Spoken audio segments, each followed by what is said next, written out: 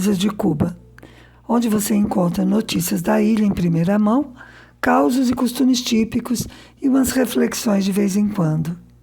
Eu sou Márcia Chueri, faço o roteiro e a gravação, e o Fernando Carvalho cuida da produção e edição do podcast. Pois é, eu estou elaborando e gravando no sábado 23 de julho, e segunda-feira, dia 25, logo cedinho, eu e a Babi, a minha filha de 15 anos, vamos tomar um avião para o Brasil. Ela entrou em férias da escola ontem e não podemos desperdiçar a oportunidade, porque já faz 3 anos que ela não vai, desde que nós viemos morar em 2019. Muita coisa aconteceu nesse tempo, né? Pandemia, e ela cursou a secundária aqui em Cuba, né? Do 7º ao 9º ano, está terminando o 9º. Não está terminando agora não, vai terminar em novembro. Porque o ano didático sofreu umas alterações pela pandemia. Mas enfim, passaram muitas coisas e depois de 3 anos a gente tem que ir, né? Eu acabei de voltar do Brasil faz só 3 meses, mas estou indo de novo com ela. E vou contar por que eu estou indo de novo. Bom, mas como estresse pouco, é bobagem. Olha o que aconteceu hoje, sábado, só 2 dias antes da viagem. A empresa aérea tinha me mandado um e-mail dizendo: olha o que você deve fazer antes de viajar ao Panamá. E dizia que tinha de preencher um formulário de saúde. Até aí tudo bem. Quando eu fui ao Brasil em fevereiro, eu também tive de preencher um formulário da Anvisa. Na época, inclusive, eu comentei num podcast que eu vi 2 pessoas que não iam conseguir viajar aqui em Havana porque não tinham preenchido o famoso formulário. Esses formulários são uma invenção dos países, na minha opinião, para parecer que estão cuidando de alguma coisa na área da saúde. Só parecer. A gente faz de conta, tá? Ou talvez sirva para alguma coisa estatística. E olhe lá. Não, vê se eu não tenho razão no que eu estou dizendo. No formulário da Anvisa, por exemplo, o que eu fiz em fevereiro, eu devia declarar se eu tinha tido Covid nos 15 dias anteriores, ou 30, sei lá, alguma coisa assim. Sério, isso faz sentido? Para mim não faz. Porque é assim, se a pessoa esteve muito doente e mesmo assim decide viajar, totalmente contra o bom senso, ela não vai contar que esteve muito doente. Porque se isso pode impedi-la de ir, ela não vai falar. Se a pessoa teve poucos sintomas e acha que está tudo bem, também não vai contar. E se esteve assintomático, ou mesmo se está assintomático no momento de preencher o formulário, ele pode nem saber. O que esse formulário resolve? Nada, nem para estatística. Só serve para fazer de conta que, sim, estamos cuidando. Olha só o que estamos exigindo dos cidadãos. As 2 mulheres que eu vi que ficaram para trás, dava pena, gente. Uma delas era uma senhora brasileira já idosa, que a gente via que não sabia lidar com a internet. Tinha uma funcionária do aeroporto tentando ajudar com o celular do homem que estava acompanhando a viajante, a senhora, e que era cubano. A outra era uma brasileira de meia idade, que aparentemente tinha vindo de férias e tinha ficado sem internet, o que é muito comum aqui. Ela nem tinha ideia de que existia o tal formulário. E não tinha dados móveis no celular para preencher. E eu nem consegui ajudar, para falar a verdade, porque o meu voo já estava saindo quando a gente se encontrou. E mesmo que eu preenchesse o formulário no meu celular, para ela, eu não teria como passar para o celular dela, porque ela não tinha dados, né, no celular. Porque, além de ter de atender a exigências irracionais, estamos em Cuba, baby. Tá, ela não tinha dados, nem sempre se consegue conexão com a internet, mesmo com saldo de dados, imagine sem. Eventualmente você consegue conexão com o Wi-Fi do aeroporto, mas não é sempre, não tem garantia. Enfim. Bom, mas daí, né, desta vez, a aerolínea me mandou o tal e-mail. E eu achei que era como da Anvisa, né? Que tinha de ser, no máximo, 24 horas antes da viagem. Mas daí a Babi, a minha filhota, começou a insistir comigo, porque ela está super ansiosa com a viagem também, né? E como eu acredito que as mensagens do universo às vezes chegam pela boca das crianças, ai, não posso deixar ela saber que eu chamei de criança, que ela vai querer me matar. Bom, enfim, já era quase meio-dia de hoje, eu tinha terminado o almoço, mas eu resolvi parar o que eu estava fazendo e olhar mais de perto o tal formulário. E aí, sabe aquele momento que você puxa o barbante e descobre que do outro lado tem um elefante? Pois é. Olha o tamanho da loucura. Tanto o e-mail como o formulário supunham que nós estávamos indo para o Panamá, o que não é verdade. Nós vamos passar pelo Panamá. E isso porque a aerolínea obriga. Tomara tivesse voo direto, como no tempo da Cubana de Aviação. Eu queria mais, era sair daqui direto para o Brasil, claro. Bom, resumindo, abri e fui preencher.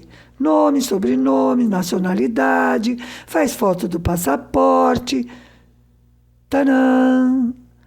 A planilha pediu o endereço onde eu vou ficar no Panamá, o que obviamente não existe. E é um campo obrigatório. E ainda por cima, pela planilha eu descubro que eles não aceitam as vacinas cubanas. Ou seja, o formulário obriga a marcar uma das vacinas de uma lista que tem lá, que abre, e ali não está a vacina que eu tomei. Daí eu tentei ligar para a aerolínea. Aos sábados e domingos, eles ficam abertos até meio-dia. Entendeu, né? Faltavam 5 para o meio-dia. E claro que ninguém atendeu ao telefone, porque já estava todo mundo pronto para ir embora. Daí, eu já contei que eu sou meio autista, né? Sim, é possível ser um pouco autista. Então, por essas características, eu tenho muita dificuldade com coisas ambíguas ou simplesmente falsas, digamos.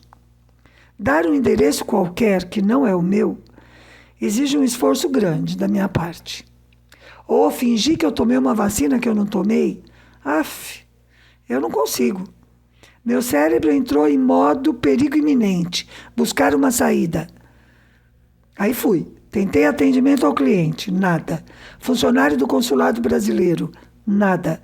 Grupo de WhatsApp da comunidade brasileira em Cuba. Pessoal bem bacana, mas não conseguiram me dar uma solução. Passei para: onde podemos ir fazer um teste de Covid agora mesmo? Porque se eu não apresentar o formulário, eu tinha que apresentar um teste negativo.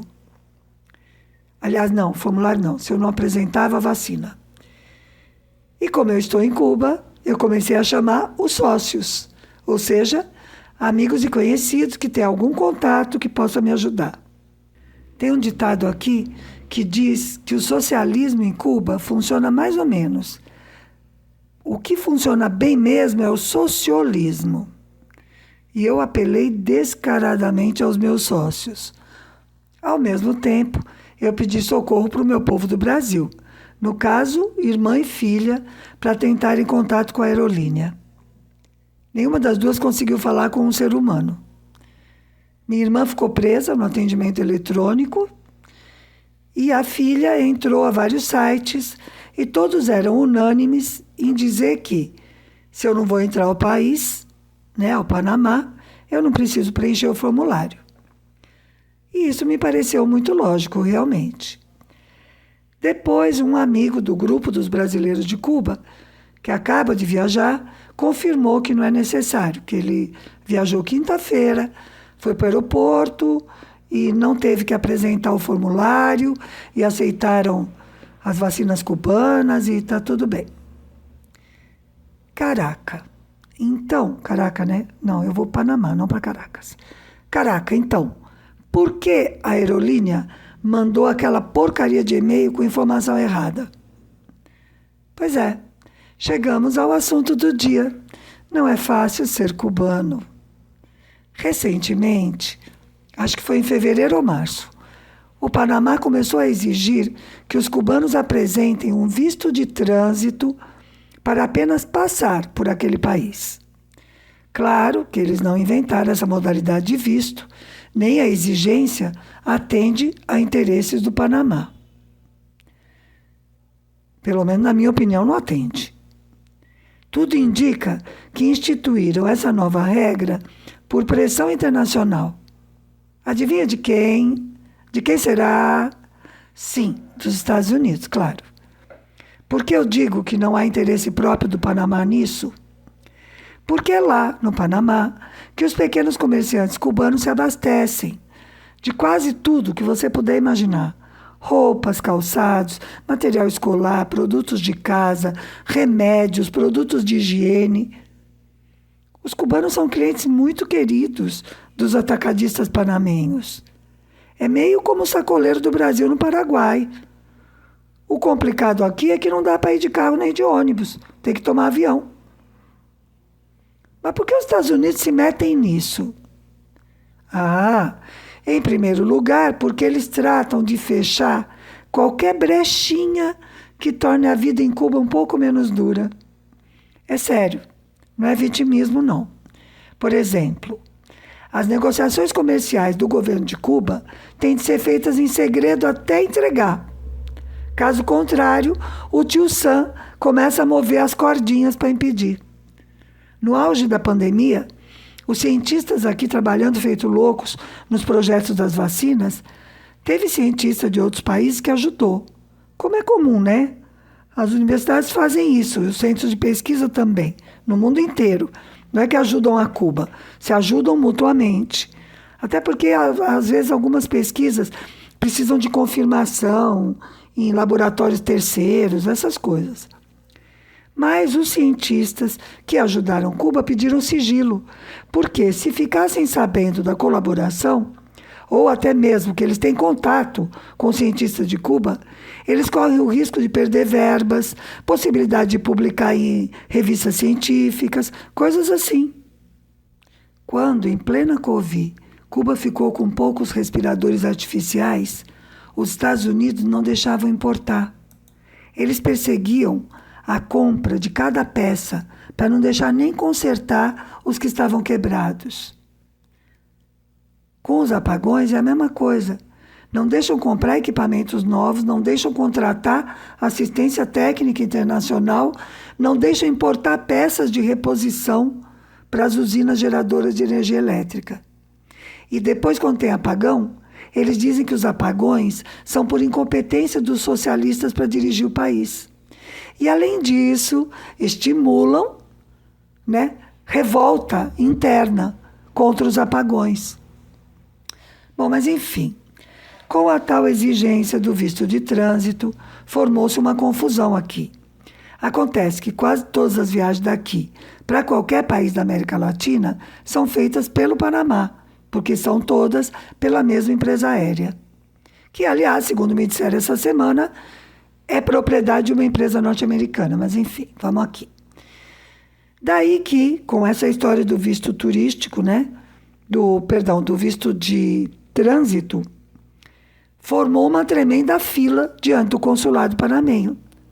Fila, claro, Cuba, fila, para conseguir o tal visto. O consulado panamenho ficou com medo de uma invasão, pediu proteção, fecharam a rua, puseram polícia, a fila tem de ser no outro quarteirão, e a gente não consegue marcar um turno para pedir esse visto. Sabe como eu sei? Porque nós tentamos muito, nesses últimos 2 meses, conseguir o visto de trânsito para Dulce poder ir também ao Brasil. E não conseguimos. Daí que eu tenho que ir de qualquer maneira para acompanhar a Bárbara. Inicialmente a ideia é que fossem as duas e eu ficasse. Olha só, mesmo a Dulce tendo residência permanente no Brasil, eles exigiam o bendito visto, só para ela trocar de avião no Panamá, indo de Cuba ao Brasil. Eu vou ter que pedir desculpa, eu estou tropeçando muito nas palavras. Mas é que eu estou cansada e estou estressada, viu? Desculpa, por favor. Bom, a gente tentou várias vezes, conseguiu tal visto, para isso tem que marcar um turno. Daí a gente entrava no site da embaixada e dizia assim, que tinha que apertar o botão, né? Tinha que clicar, onde dizia marcar turno. E o único botão que aparecia era reimprimir turno, ou seja, só servia para quem já tinha. Pois é, mas essa exigência injusta e irracional não é só do Panamá, não, tá? Muitos países adotaram essa nova regra para os cubanos. E também é verdade que as regras não estão mais duras só para cubanos. Os países, aspas, ricos, fecha aspas, estão tentando dificultar os movimentos populacionais que estão acontecendo, eles gostem ou não, em muitos lugares do mundo. E não é só com essas regras insensatas, tá? Como tal visto de trânsito. É na porrada também. Como no assassinato a sangue frio dos imigrantes que tentavam passar do Marrocos para Melilla. Melilla é um território da Espanha na África. Restos do colonialismo, né? Que na verdade não acabou. Esse caso de Melilla aconteceu no mês passado e a polícia espanhola, ajudada pela marroquina, matou umas 40 pessoas. Mataram surrando e dando tiros. Uma coisa pavorosa. Parecia até Rio de Janeiro, né? Sem brincadeira, isso não foi uma piada. A maioria desses imigrantes que foram mortos eram saharauis. Sabe quem são? Saharauis são cidadãos da República Saharaui, antigo Saara espanhol, olha o colonialismo, Saara espanhol que o Marrocos invadiu e ainda por cima se recusa a reconhecer a independência deles. Um site jornalístico de Portugal diz: nunca tantos tinham morrido de uma vez ao tentar entrar em Melilla.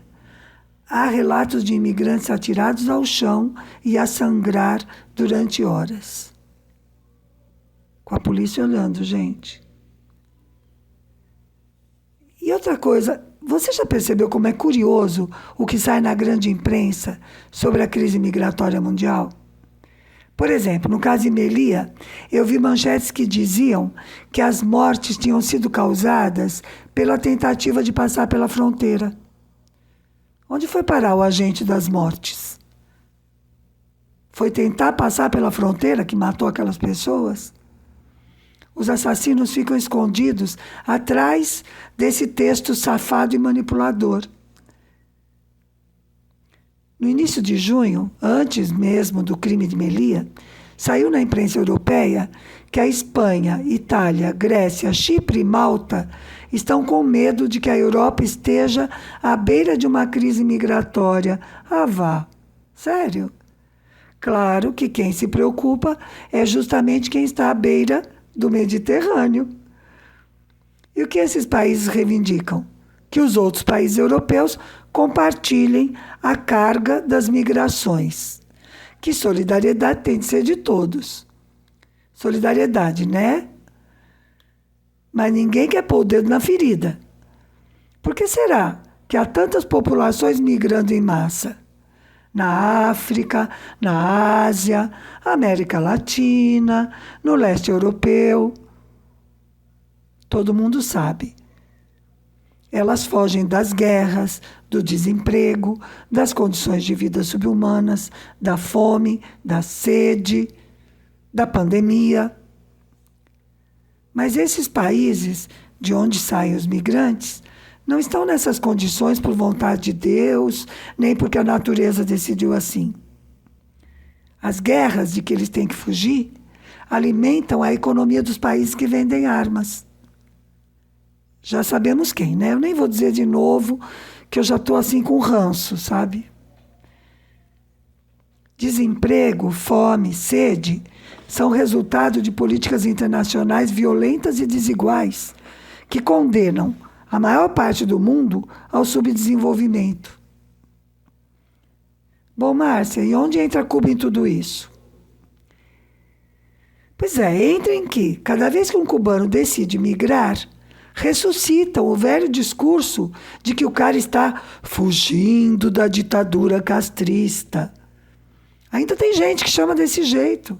Eita, povinho desinformado.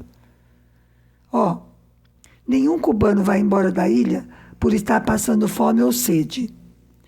Nenhum cubano vai embora da ilha por ter de viver em condições subhumanas. As pessoas saem de Cuba, em primeiro lugar, iludidas pelas pseudo-vantagens de viver no capitalismo. E não digo que nenhum deles se dê bem. Claro que alguns sim. Principalmente aqueles que se formaram gratuitamente como profissionais graças ao sistema de educação cubano. É o velho roubo de cérebros que os países chamados desenvolvidos fazem com os países pobres. Eu me lembro de que isso acontece no Brasil, pelo menos desde a década de 70. Bom, e o que acontece com os cubanos depois que eles saem? Eu conheço muitos e eu posso dizer, a maioria dos que emigraram não está nem melhor, nem com a vida mais cômoda que em Cuba. Alguns bem ao contrário, gente que tinha casa e bons empregos e agora estão fora da sua área profissional, trabalhando no comércio ou como cuidadores de idosos. Tem médico trabalhando como cuidadores de idosos. Nada contra a profissão de cuidador. Eu só estou dizendo que essas pessoas são médicos. Estudaram para ser médicos. Uai, e por que migram mesmo assim? Pela esperança de ser o sortudo, aquele um com a bunda para a lua, entre os 1000 que não vão melhorar. E acho que também pela desesperança, porque já são mais de 6 décadas de bloqueio. Pense que quem nasceu no momento do fim da União Soviética e que, do período especial para cá, só viu escassez, já está com mais de 30 anos. É natural que muitos prefiram se arriscar. Talvez eu também fizesse o mesmo, quem sabe? Pois é, como eu disse, não é fácil ser cubano. E como se diz aqui, tampouco é difícil. Minha filha gosta e não quer voltar para o Brasil, nem quer ir embora para algum outro país, mas reconhece que a vida dela é mais fácil que a da maioria. A bichinha é tão sortuda que ficou com o melhor dos 2 mundos, pelo menos por enquanto. Bom, estamos indo para o Brasil segunda-feira, então eu acho que na próxima semana a onda do podcast vai ser diferente. E de presente eu vou deixar uma salsa do cantor e autor Alexander Abreu, chamada Me Dicen Cuba. Tudo a ver com o papo de hoje. Espero que você também goste e te espero no próximo domingo com mais coisas de Cuba.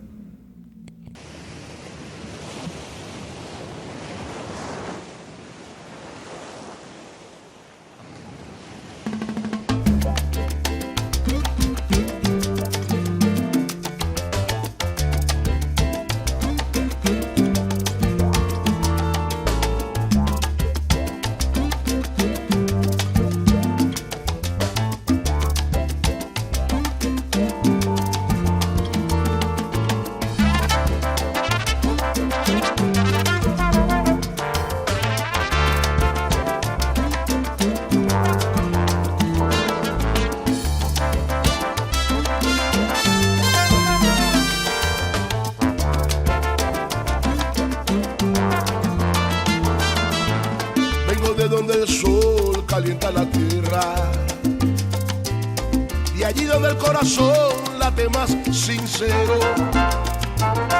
Vengo de donde el son pasa las horas enamorando a la rumba, cantándole aquel bolero.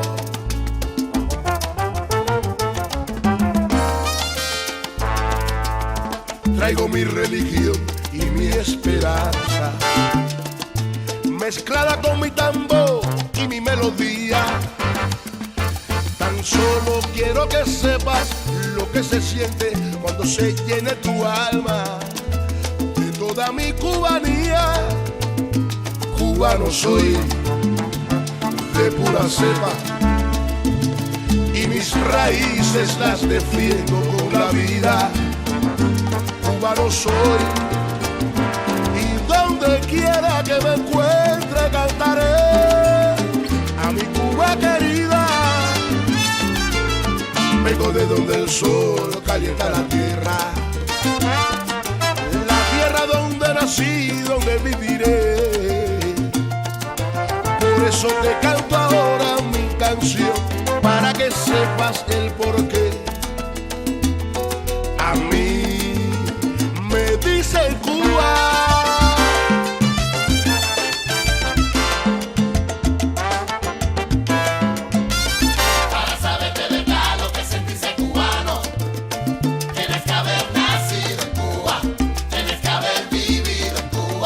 Para saber de verdad lo que es sentirse cubano, tienes que leerte a Martí la prosa de Guillén. Busca una guayabera con un sombrero de huevo para saber de verdad lo que es sentirse cubano. Para que te llene la bomba, hermano.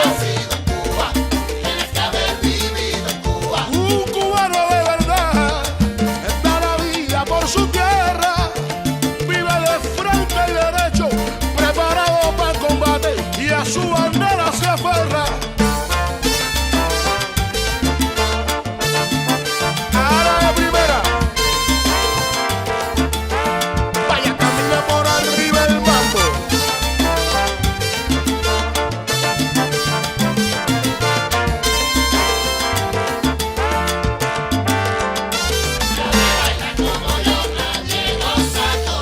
Eso es seguro. Así me dicen amigos. Nadie baila como yo, nadie goza como yo. Y nada más. A mí me dicen Cuba. ¿Qué fue? Cuba me llamo yo. Mano para arriba, Cuba. Nadie baila como yo, nadie goza como yo. De San Antonio Maicí. ¿Qué fue? Cuba me llamo yo. Vamos a repetirlo otra vez. Nadie baila como yo, nadie goza como yo. A mí me dicen Cuba. Aunque digan lo que digan, cubano siempre seré. De San Antonio a Maicí, siempre te defenderé. Aunque el mundo esté como